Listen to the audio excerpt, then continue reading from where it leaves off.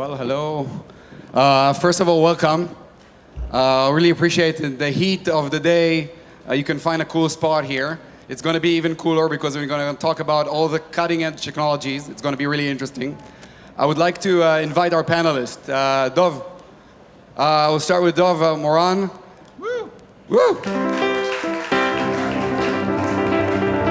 Dov created the USB memory stick and a lot of invention, a lot of patents, and we're going to tap his mind and hear what he has to think about the world. Next, Omri Drori.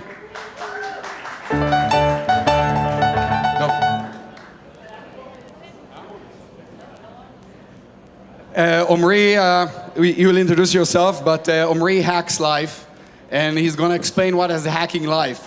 What does it mean to hack life? And how our world is going to change. And last, Penny Ephraim will join us here. Penny is the leading system architect in the communication group at Intel. We've been working together for many years. Also with Omri, we have a little bit of disclosure. I know Omri since we were 6 months old, so we have a picture of both of us as babies. And his mother is here. So Ima Ayala here, hi, hello.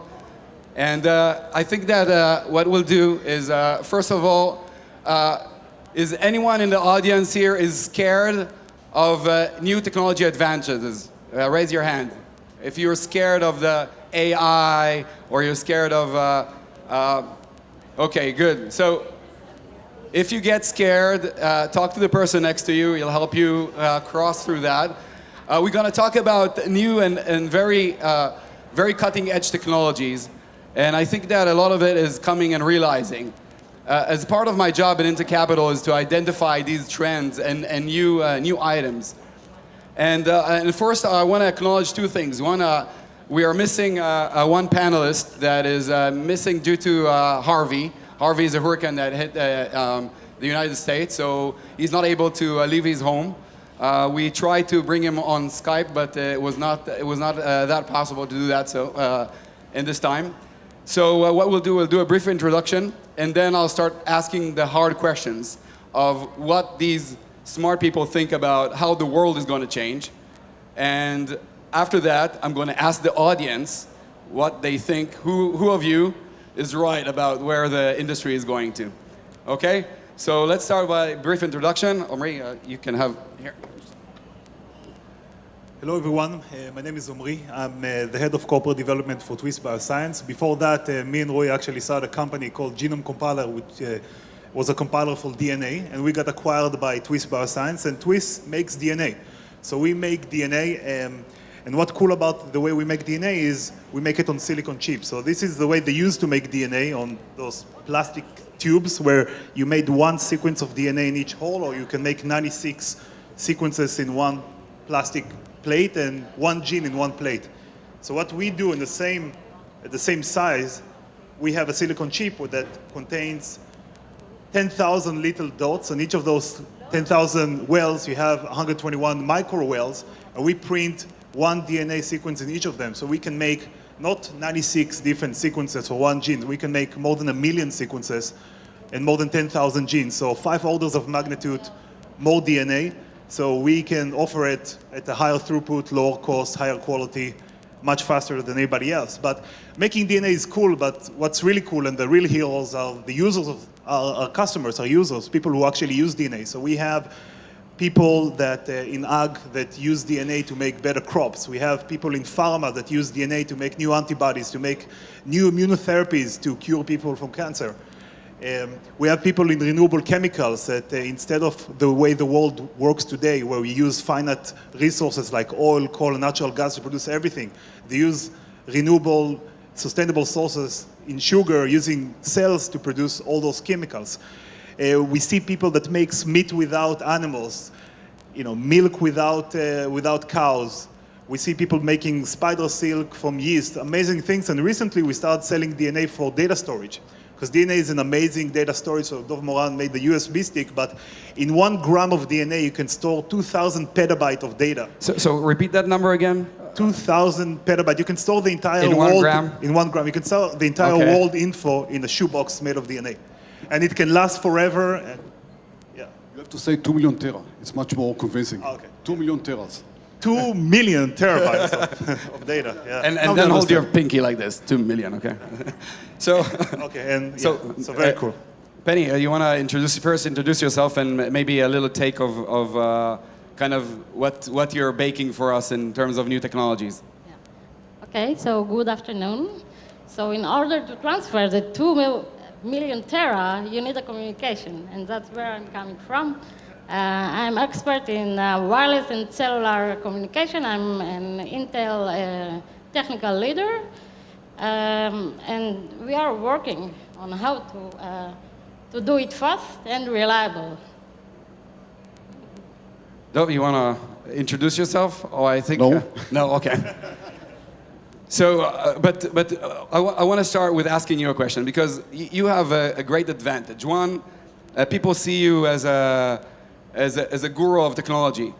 And in your fund, you see a lot of very interesting startups because you're focusing at not the common ones, but you find the really unique ones, the really unique startups. Do you want to share a little bit of kind of where do you see the world in, let's say, 5 years? I don't want to take you to 10 years. Make it But 50. start Hey. 15. Much Okay, more we'll interesting. go with 15. Let's go with 15. Go ahead. Well, 50 is easy. I tell you why. Because 50, I can't be wrong. Probably 50 years from now, I can say nonsense, and no one would say, "Hey, you promised us this, and it didn't happen." Come on, I won't be here. So 50 years from now, probably first of all a lot of combination of hardware, silicon, and body of people. So we are going to be actually built from variety of parts, replaceable, smarter, much more memory. So we need your memory. All of us need your memory, and practically different kind of human being.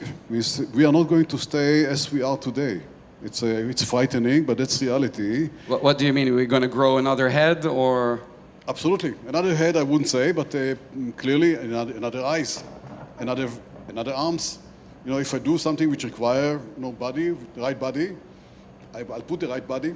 So the technology, do you think that it's feasible in the next 10 years to have so to use a robot only by the power of mind? Or you think it'll take longer? Clearly, we are going to see much more external processing of the waves of the mind, and this means controlling things by thinking. It means being controlled, maybe. That's a major stuff, of course. Cyber of the mind. It's going to be a big business in Israel. Cyber of the mind. 645 companies in 10 years, 20 years from now. So should I be worried someone is going to hack my brain? Of course. I really feel sorry for the person who's going to do that because I'm not really sure Your he's going to. dreams. He's going to read your dreams. This is even more dangerous. Yeah, actually, I've seen a very interesting research about the ability using MRI to actually read dreams while people sleep. You can actually get clear images of the person's mind, which is mind blowing. But still, it's an MRI system, so it's not necessarily putting a person in an MRI system and getting a blurry image means anything. But the ability to control is more significant. The ability to read dreams, right? Absolutely. But let's get back to reality. So Yeah. 10 years from now, and I have a funny story for you. Okay. Yeah. So I think that most of the people know that I was the founder of a company called Modu. I had an idea, modular phones. Didn't work very well financially. Outside of financial, it was great. A lot of innovation. Many startups came out of it. Google bought the patents and technology, licensed it to others, and we see now phones coming with these capabilities. But there's a guy that everybody probably knows the name, Andy Robbins. Yeah. That's the Android guy. He wrote Android. So Android stands for Andy Robbins. And Andy, which worked for Google, left Google a few months ago to do a company which is modular phones. And he had a license, he had a technology which he licensed from Google, which are originally from us. And he raised for his company his first round. How much money did he raise? No, 300. 300 million. 300 million. $300 million. Million, right? Yeah, $300 million. I got a call from... We need to work on the million, right? $300 million, yes. Yeah, I know, seed money, $300 million. That's a nice amount. How much money do you need for your company? Okay. Silicon Valley, different numbers, different form factors, different whatever, different people. So I got a call from one of the leading papers in the States that said, what do you think about Essential? That's the name of the company. And would they lead the market 10 years from now? And I said, which market? He said, the cellular phones market. I said, 10 years from now, there won't be cellular phones. That's reality. Let's see. You know, usually in these things, the crowd always get it right. Who in the audience thinks that in 10 years, there's not going to be any cell phones? Okay, I see you have a lot of people supporting you in the front, a little bit less in the back. So I think that at least 20% of the people will not have a cell phone. So the others are realistic. Okay, we are the dreamers. We think, above the horizon, but the others are realistic. Yeah, but why do you think we'll not have cell phones? Because there won't be cell phones. Why? No need. How will I use WhatsApp? They're going to have a chip in your ear, so you can go to hear what you want to hear. And my belief, and by the way, I can tell it now because I really have a patent on that. Because Penny is now gonna completely dispute what you're saying because she builds modems, she designs them. So Penny, do you think what he's saying is realistic? It's a chip here. Wait, it's a chip here. And then my idea is that everywhere you go, there are going to be screens. At your home, you have screens everywhere. At your office, you have screen. At your car, you have screen. It's going to be autonomous. You have a screen. You go on a train, there is a screen. You go on an airplane, there is a screen. You walk on the street, there are lots of screens. There'll be going to be lots of screens. And the idea is once you look at the screen, every screen will have a camera. You look 5 seconds at the screen will be attached to you. And no one outside of you would be able to see it. So generally, no need to carry anything. WhatsApp or whatever, Facebook, it's on your screen. The screen you're sitting in front of. Penny, what do you think about it? How realistic is that? Well, I must say we can dream of that. The reality is far from that, but I can agree with you that at the end, I think we will have an implemented chip somewhere in our hands that will communicate with everything. It can be a display, a TV display. It can be any AP in the street. It can be any IoT device that we want to control. I'm sure that that's the going forward way, but we are still far from that. We're talking about future. Yeah, but why? So why is it not possible today? Why do you think it's not possible today? There are a lot of physical difficulties, as today the silicon process is not small enough, and there is a lot of leakage issues, power consumption due to the size of the cells. Physically, we are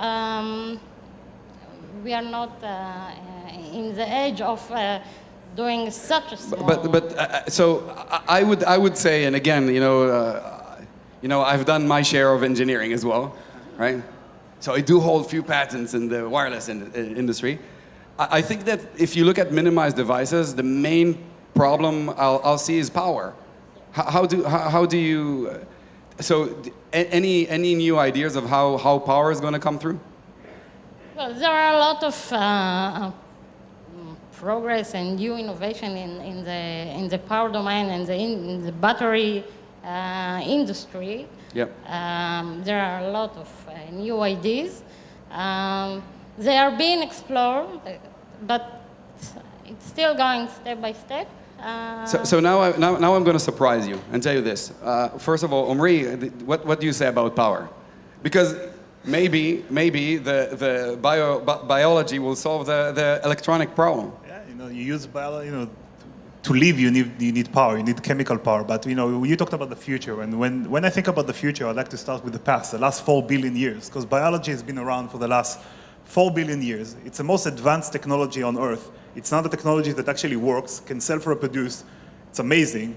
And what excites me about the future is I see our domain of synthetic biology, of digitizing biology, of making it easy to read and write DNA, going down faster than Moore's law, as a combination of computing and biology and big data and AI all coming together to really unlock so many crazy things. I think the future won't be, we live through the silicon age, through the information age. The next 10 years, the next 100 years will be the biology age. That's what I believe.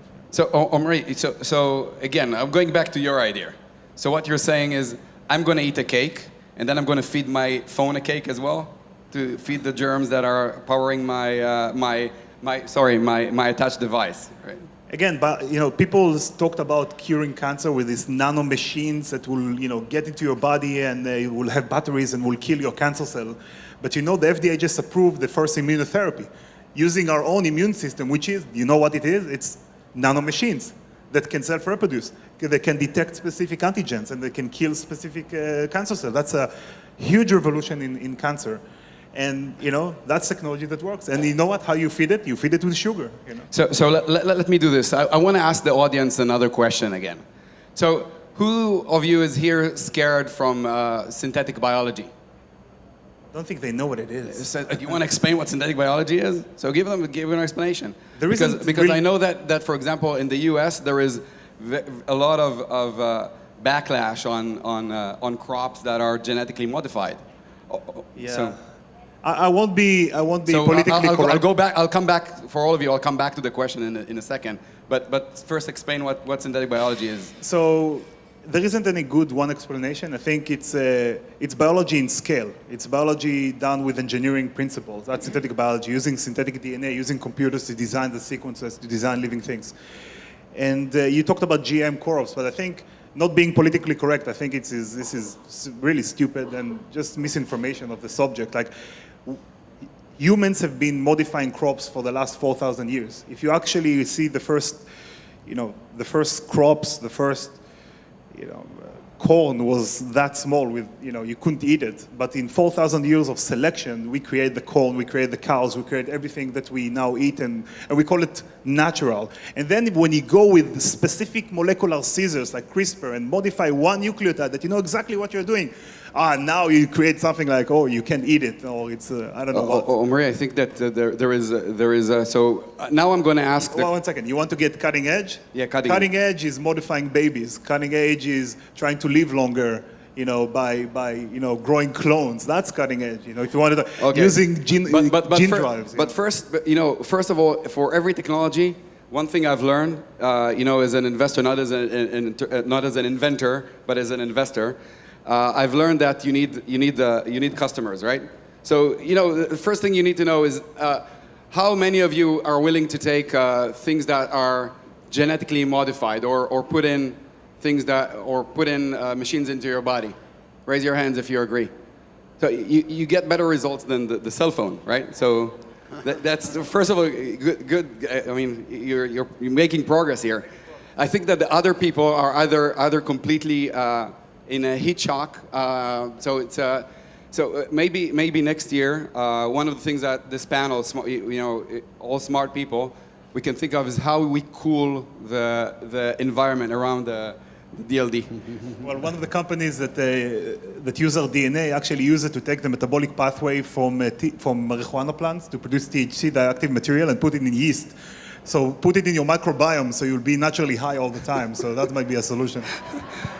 So obviously you're hitting the audience. So what do you have to make the audience a little bit more of awake and maybe cooler? So let me refer to the issue of the CPU and the power. Okay. First of all, CPU is not going to be Intel whatever. Maybe Intel is going to be quantum computing. Okay. Clearly, no doubt. Okay. Power issues are going to be totally different. And let me tell you something. My fund, Growth Ventures, just did, beginning of this year, an investment in a company that does a chip for IoT, which is a fully integrated chip CPU, memory, storage, not 2,000 gigabyte, petabyte, but whatever, 2 million petabytes, but storage, interfaces, communication, the antenna for the communication, okay? It's a mesh, so communication between those chips, and it works with no battery. No battery, no charging. That's reality. So now it's a very low, it's low, super low power, and the performance of the CPU clearly are not very large because you don't need large, huge performance for IoT. What you do in IoT, you collect data, you transfer to the cloud, right? But take it 10 years from today, no power. So it does. So first of all, I'm angry because as an investor, you didn't come to me with the company and you didn't share. Okay. So you're not sharing. It's not nice. But on the other hand, how do they do the energy harvesting? That's a secret. That's magic. Okay, that's Did the you see method. Harry Okay. Potter? Did you see Harry Potter? You know, magic. Yeah, that's it works very well, Well, guys. As a scientist, and I think that, I'll do later. that we don't believe in magic. By the way, just so that you understand, if you're not crazy investing in guys telling us that they are Harry Potters, we did it with MVP and with 83 North, which it's a great technology. Things can be done. That's what I'm trying to say. You have to look really behind the horizon. CPUs are going to work with no power. That's reality. And we see something now, 10 years from today, this is going to be to very strong CPUs. Yes, we are going to have this chip here, somewhere, no power. Any advanced enough technology feels like magic, right? That's any advanced technology. If Yeah, it's advanced enough, it feels like magic. So I agree, yeah. I'm sure. So Penny. So a baby feel like magic. Can you share maybe how the communication world is going to be look like? Because we have what are the barriers? So because there is a lot of entrepreneurs in the audience as well, and we want to know. I'm sure that they want to know where the problems are, because when you know where the problem is, you can create a solution. So where do you see the problems in communication, in the technology in the next 5 to 10 years? Well, there are a lot of aspects in communication. If you look on the IoT impact on the cellular communication, today in cellular networks, there are about 8 billion devices connected to the cellular network worldwide. The estimation that in 2020, there will be 50 billion devices connected to the cellular So- network worldwide. So it is a huge growth. 5 times. So 5 times More than 5 times in today. in 2 years. Yes. So the network should adapt, should do a lot of changes. There are a lot of changes in the frequency areas that will be used. There are a lot of network infrastructure that should be changed.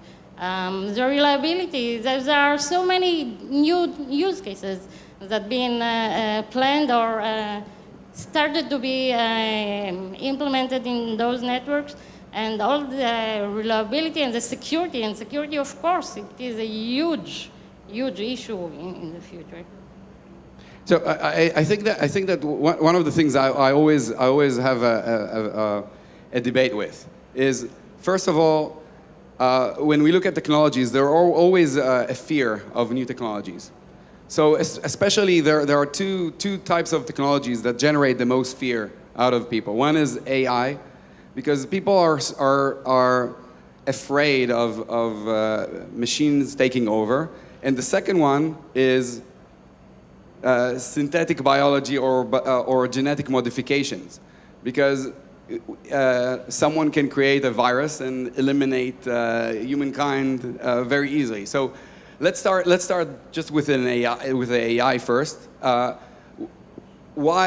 do we solve the fear problem? How do we cross the chasm of people trusting? So who have a chance to drive in an autonomous vehicle, not to drive, to ride in an autonomous vehicle? So not a lot of people. So you first of all, I'll share my experience and then you can share yours. I was freaking out. I was freaking out. I was holding it like, and you know, I'm a very cutting edge guy. I like to experiment and try, but I felt like I'm in a roller coaster. It didn't feel, I mean, it didn't do anything dangerous. If it was a human sitting next to me, I'm not sure that I would have that emotion. So what was your experience, and how do you think we can solve that? I loved it. I loved it. Actually, I do have a car which is almost autonomous. It's a very unique car. Hey, it's great. I'm much safer because I'm a terrible driver. By the way, I'm one of the very few people that admits that he's a terrible driver. It's me, guys. Yes. By the way, I have a question to the audience. Can I ask? Yeah. How many people in the audience, if we divide, if you position yourself as a good driver or bad driver, 1 to 100, how many of you believe that they are at the top 50? Top 50%? Top 50 drivers. Top 50%. Yeah. Okay, guys, how many of you believe that they are at the low 50%? Wow, that's surprising. That's surprising because I saw that everybody will say they are in the top 50%. I'm the low of the low. There is someone that is in the low of the low. That's me. I need these autonomous cars, and that's great. It's amazing. I enjoy it. I enjoy it from For the my first kids, minute. I'm afraid. I don't want them to drive. If they'll be half as worse as I am, it's like, Of course. No, it's not about worse or bad. So there is a difference between driver assistant tools, which this is what I have in the car as well, and this, it helps you. It helps the driver. Opposing to driving, I was driving in a highway in Holland, and suddenly the car, for no apparent reason, while I was going through the highway, there was a car, a big truck, a big trailer next to me. The car made the decision that the road continues into the truck, and I was fighting the wheel to prevent the car from hitting into the truck. Obviously, they warn you that you need to be with your hands on the wheel, but it's a very scary experience. But the entire experience was, for me, from my perspective, and I'm not talking about the assistant, the small corrections. I'm talking about the full experience. It's scary. It's not something that is easy. I agree. Clearly, we human beings are getting used to things quite fast. If you look at life, then there was industrial industry, machines are manufacturing versus regular people, whatever. Everybody was scared for many reasons, and we live with that. There are computers. Everybody now does computers. Smartphones are computers. Is there anybody who doesn't use smartphone? So and artificial intelligence is just one more evolution. It's a revolution in a way, but all our lives are evolutions, one after the other. So you have to look at it actually as an evolution. And as an evolution, that is already, or that's going to be soon, part of our life.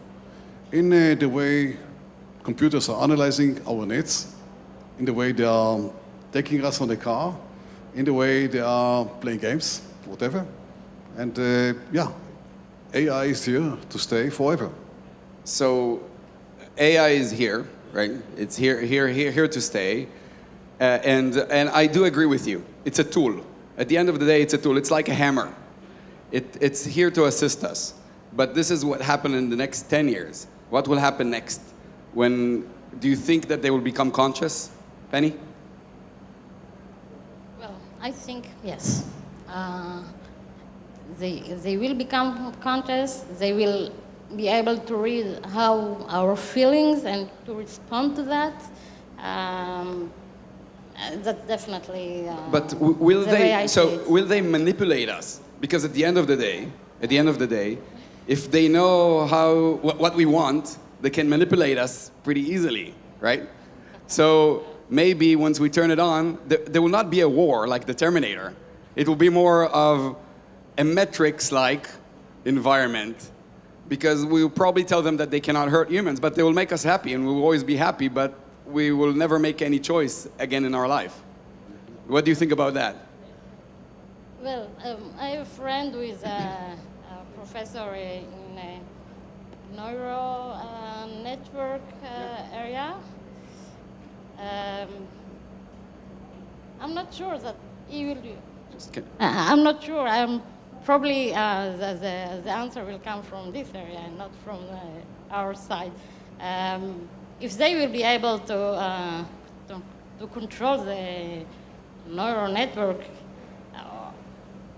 Not the not the neurons, not necessarily. It knows exactly what you want. It knows exactly what you want. It can create an influence, so it can manipulate you to make decisions. but can they change our, maybe? Maybe. Okay. So, I got you scared. Yeah. Okay, good. I'm doing a good job here. I'm sure What do you AI will think? exist because they already exist. Like, look at each of you. You're a biological AI. You're a human-level intelligence. That's you, and you're running on a computer. Your computer is your brain. So if it can happen once, it can happen in different substrate. I don't think there is something magical about intelligence. But we talked about security, and then obviously we care about misuse of the technology. We don't want to. We want people to cure, not to create viruses. And we work with the FBI. Every sequence that people want to buy from us, we screen against, for biosecurity, so nobody buys Ebola. And by the way, there is a website hosted by the U.S. government. It's the Institute of Health, where you can find the sequence of Ebola. You can find the sequence of smallpox. So I can print Ebola tomorrow if I want? Yeah, you can print Ebola, but not from us, because we will sequence it. We'll figure out very easily it's Ebola. We'll just see, we recognize the sequence and we won't let you buy it, unless you're the CDC and actually wanted to cure somebody. But the problem that people need to realize is that the person that really wants to kill you is nature. Nature hates you. Like, who created Zika? Who created HIV? Who created the next virus? Nature is creating new viruses all the time. Nature wants to kill us. Nature wants us to grow old and die. And this technology is the one thing that can actually help us to create cures and live longer and healthier lives. So nature is the AI that we need to fear? Yeah. I fear nature. So, but again, when we look at, again, we jumped a little bit to synthetic biology, but to the biology field, which is again, yeah. Go ahead. Sorry. I want to answer your question regarding the risk of having these computers, because I think that's important. Before we move to okay, but last interruption. Okay, go ahead. Guys, actually, it's much more frightening than what you imagine, because think about those computers, those devices, which are quantum computing, so the power of them are unbelievable. The memory storage is this kind of storage, clearly billions of times larger than the memory of people. Artificial intelligence, very smart. And the biggest issue, if we used to say that a man always can turn them off, we won't be able to turn them off because they don't need power. Shit. But you know what? As dangerous as they are, the most dangerous issue for the human species is the stupid people that are running whatever they are running and causing damage by fighting stupid fights, having a large ego, doing things which are bad for humanity. This is the biggest risk. This risk is much larger to humanity than those frightening robots. So, first of all, yeah. So I'm really so. I have to respond to that, because one of the things that we need to try and do is to find how do we cure stupidity? Can we use CRISP to cure stupidity? Actually, it's fun. There is a website. Somebody has hosted all the known mutations that will create like mutants, like what you think like in all the movies. So there is a mutation that makes you immune to HIV. There is a mutation that makes your bones stronger. There's a mutation that makes you remember better. And the more we learn, the more we sequence, the more we do research, the more we find this mutation. And the question is, now with new technologies like CRISPR-Cas, it's a technology for genome editing discovered just in the last 5 years, that we have the technology, the capacity to reach in the code and actually debug it. This old 4 billion years of code, I change the code on my phone every day, but that code is an old code. Now that we have this power to change evolution, should we do it? And for me, I think the answer is obvious. I think we already select our spouses because we want, better kids. We always want better kids. We want them to be smarter than us and healthier than us and better than us. So if you can actually do that, I don't see how it won't happen. I think it's so inevitable that people will improve their kids. So I'm really happy with two things you mentioned. I would CRISPR my kids tomorrow. Well, first of all, I'm not ready yet to print my kids, but but I'm happy for one thing, and I'm sure that the audience is very happy to hear that, is that the people are sitting here, we are curable, so, there are technologies that are emerging that can fix us, right, and correct us. And I think that this is a huge advantage, because until today, and until 5 years ago, the only option to do that was before the vision of the cells, before we started to divide the cells. That was the only time. So editing the DNA before the human was created, before you create the actual person or animal or germ. But now you can do that post-production, which is interesting. Yeah, well, if you want to modify all the cells in your body, the only way to do it is start with an embryo with one cell. Because otherwise you get mosaicity. You can't. It's very hard to modify all the cells unless you start all the way with one cell embryo. So no, I will not have a gold skin in the next DLD. Okay, so okay, okay. So it's curable for extremely fast dividing cells like bone marrow and blood. Well, what people are starting to do, there are already several companies that went public, like Editas and Intilia and other companies, using this technology to try to cure genetic diseases. And one of the first things they are doing is curing genetic blindness, where you can just apply the material into your eye. So it doesn't have to affect all cells. It doesn't have to affect some of the cells or enough of them to get your eyesight back. X-ray vision. X-ray vision. So we played as kids, and always my superpower, my favorite superpower was X-ray. So X-ray vision. I want to go to a VC and pitch him a unicorn. I want to say there are horses and there are creatures with horn. I'll create a unicorn. Well, you have 2 VCs here. Maybe we can do it later. So we are kind of running out of time, although it's really it's really intriguing, and I think that we can probably continue talking about it for hours. But I really want to get your final bet. So again, I'm not talking about 50 years from now. I'm talking about 5 to 10. What's your bet? Okay, and whoever loses buys the audience beer, dinner. Go ahead, sorry. 5 to 10 is not really interesting. 5 to 10 is just faster, better, cheaper, more productive, all of that, But I want to live in the future. I think the future, some people don't want to live in the future, they fear from the future. I am excited about the future. Like I think about HIV/AIDS, where it was a horrible disease, where people died and there was no cure. It was just horrible. And then one day they find a cure and now people don't die from AIDS anymore. And I think, are we the last generation on the bubble that dies from cancer? Are we the last generation that dies from accident? Are we the last generation that die from aging? Do you want to be the last person that grow old? I want to live in the future. So who in the audience doesn't want to grow old? I don't know. Is there anyone not ringing? So there are people that want to grow old? And when I mean growing old, it's not being old for a long time. It's being young for a long time. So everyone, right? So yeah, so this is perfect, and then we can hold Dov for his 50 years promise. I'm a great example for that, by the way. I'm 146 something, yeah. What would be 5-10 years from now?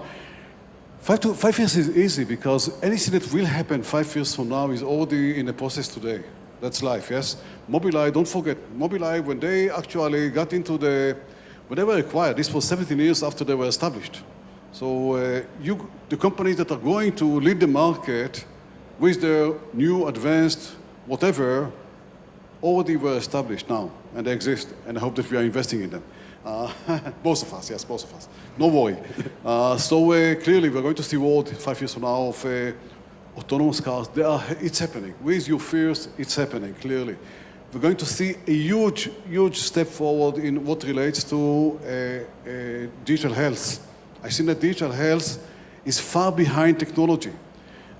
Digital health, or health in general today, is killing people, many, many cases killing people with no reason, because they are behind.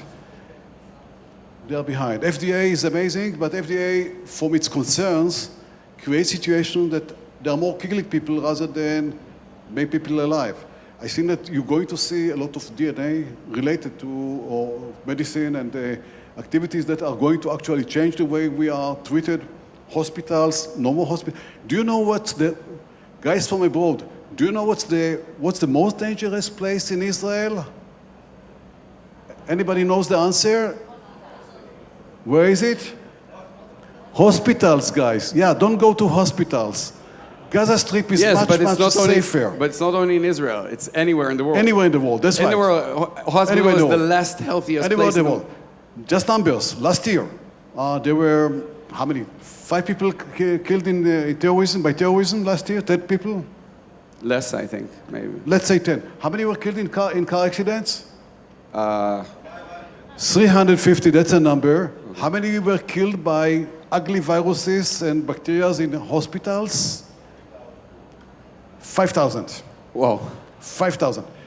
This has to be changed. How many These are the people things- die from old age and the FDA doesn't consider that as a disease? Could be. So anyway, these are things that are happening clearly with a huge amazing progress in storage, in processors, quantum computing, we said, of course, Intel will be there, of course. 10 years from now, hey, that's behind us. Penny, what's your bet for 5 to 10 years? Well, I agree that the quantum computing will be, we'll see it in the next 5 to 10 years for sure. The autonomous car will do a huge step up, and I also agree, and the health, of course, will have much progress. The question is, what will be the impact on the human being, on the human behavior? How that fits into this changing world? So I think that this is something that all of us needs to answer. I think that this is, how will it affect our lives? I think that one of the most interesting parts, and maybe to conclude, I think this very, very interesting panel, I think that was, I at least learned a lot, and I've known each of you separately. And I was truly amazed to learn a lot of very interesting things. We have 3 minutes, so one question from the audience. Is there any? Yeah, go ahead. You can, I can hear you. I'll repeat.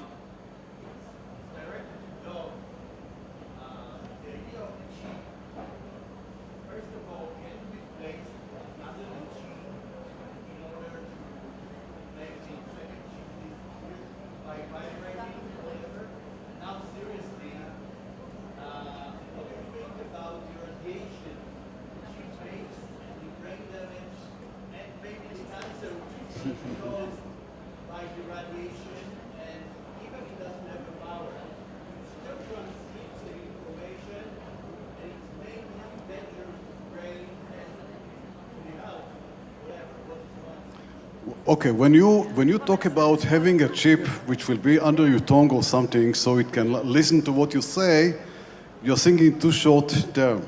It's going to read your mind and transfer your mind. That's much faster, much better. But anyway, regarding cancer, guys, we are surrounded all over by RF signals. The level of RF signals is going to go to be much lower in the future. Why? Because today the transmitter exists, somewhere once in a, but everybody, each one of us is going to be in a way a transmitter, transfer to the other. So the level of transmission, level of power of transmission, practically going to be much lower. And there is a fear, there is a sure we have to be curious and sensitive to what happens to people who are close to radiations. It seems that now we are okay with all the fear of the phones, and I'm sure that in the future the solution which will be there will be safe enough. So, and last, if it will not be safe, then we can use the technology to cure cancer, and that's it. We'll replace the people with the So robots. cancer would not be a problem. So again, I'm going back to the conclusion. So one of the interesting things, and again, is the way we are living in a very, very interesting age. I think that this age creates a very unique, it's a unique opportunity because we'll have a tool that no one else ever had. We have a tool of someone to offload all the normal tasks that we need to do, like driving, like farming, like going through your balancing your checkbooks. All of these things is going to create a very interesting environment for us. So we are kind of the age of the humans that discover, abundance, but also it's like discovering fire, pretty much. So fire created a huge revolution in human longevity and health. Oh, you are a young guy. The next generation is going to be much more interesting, and the next one after that is going to be much more interesting. But maybe thanks to new technologies, we're going to stay here forever. So we're going to continue coming here for ages until the sun will die down. You're welcome. So, again, I would like to thank you all for very, very interesting conversation. And thank you for the audience for participating. You were great and wonderful. Thank you.